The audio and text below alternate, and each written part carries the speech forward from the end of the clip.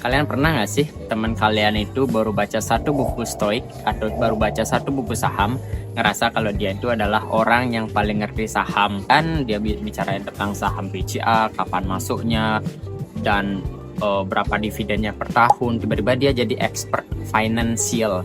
Atau kalian pernah mempelajari suatu materi dan kalian pikir, wih materinya gampang banget, aku pasti bisa nih. Tapi ujung-ujungnya kedepannya pas kalian mempelajari lebih dalam, ternyata materi itu susah. Dan seharusnya di awal aku nggak terlalu pede. Nah nggak sih kalian rasakan hal tersebut? Hal-hal seperti ini dinamakan yaitu Dunning-Kruger Effect. Dunning-Kruger Effect ini peristiwa di mana kalian baru mempelajari suatu hal baru, kalian akan merasa overconfidence. Confidence kalian naik, tapi pengetahuan kalian tidak begitu banyak. Tapi setelah kalian mempelajarinya lebih dalam, sebenarnya kalian itu belum tahu semua hal yang ada dalam materi tersebut. Nanti confidence kalian bakalan turun. Kenapa? Karena ternyata pengetahuan yang awalnya kalian kira gampang, itu ternyata lebih susah. Jadi kalian baca buku baru, dan buku ini gampang kalian ngerti. Gimana caranya ngatur keuangan? Oh, tinggal masukin saham portofolionya berapa, tinggal bagi aja 80-20 Pareto Effect. Pas awal itu kalian ngira itu gampang karena kalian uninformed optimistic namanya.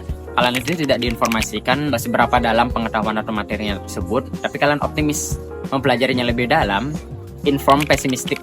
Nah, hal dua inilah yang membuat grafik Dunning-Kruger Effect seperti ini. Dunning-Kruger Effect ini biasanya kapan sih terjadi atau kapan kalian biasanya kena Dunning-Kruger Effect? Biasanya hal ini tuh terjadi pada saat kalian mempelajari hal baru, atau let's say paling gampangnya pas kalian buka bisnis.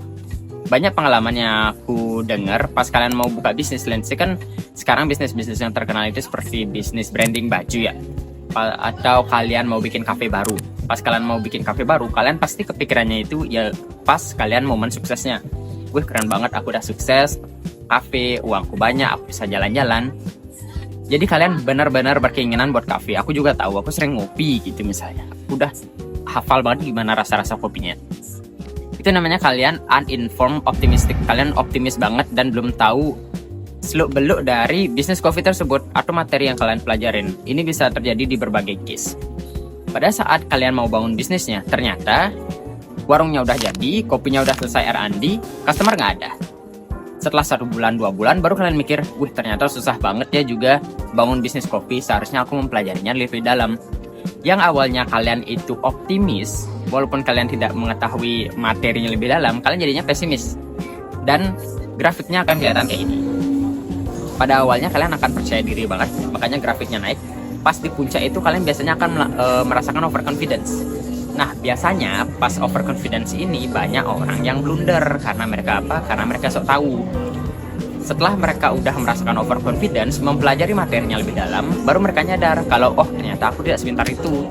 Ternyata ada hal yang masih aku bisa pelajari lebih banyak. Kalau di dalam bisnis, biasanya kalian overconfidence, setelah itu ternyata pas kalian udah eksekusi bisnisnya, ternyata nggak ada customer atau nggak ada orang yang beli produk kalian. Disinilah kalian mulai pesimis. Kalian udah mulai nyerah. Nah di titik terbawah inilah orang-orang yang bangun bisnis atau mempelajari materi apapun itu kalau tidak melanjutkannya akan menyerah di titik tersebut. Makanya orang-orang yang lumayan lama belajar itu berhenti tengah jalan. Dia berhentinya di grafik yang ini, pada momen yang kayak gini, pada momen dia inform pessimistic namanya ya. Pada saat kalian di bawah adalah kunci turntable gitulah istilahnya, atau kalian membalikkan keadaan. Kalian sebenarnya di bawah ini udah diinformasikan kendalanya apa aja, diinformasikan susahnya apa aja.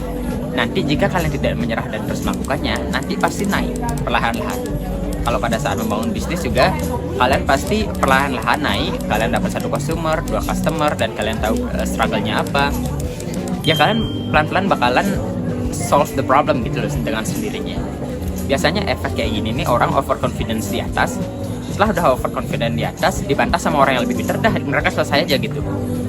Tapi kalau kalian memang benar-benar mau mempelajari hal tersebut atau terjun dalam bisnis tersebut, kalian terusin sampai kalian udah jatuh di bawah banget, baru kalian pelajarin pelan-pelan lagi ke atas.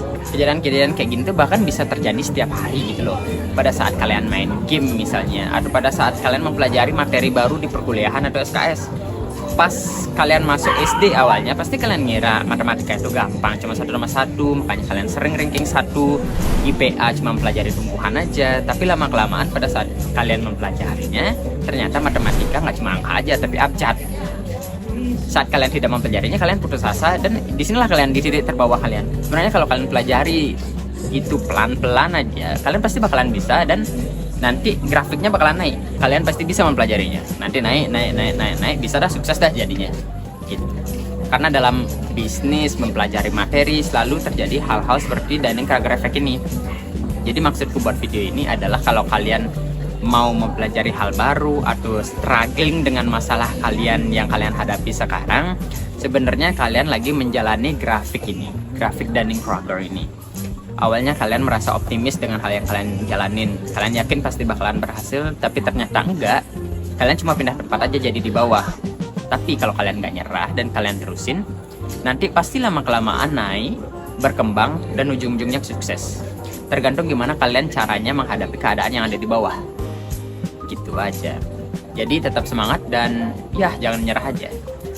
Sekarang kalian udah tahu apa itu Dunning-Kruger effect, and kalau kalian suka konten kayak gini, make sure kalian follow dan subscribe ya. See you di next content. Dadah.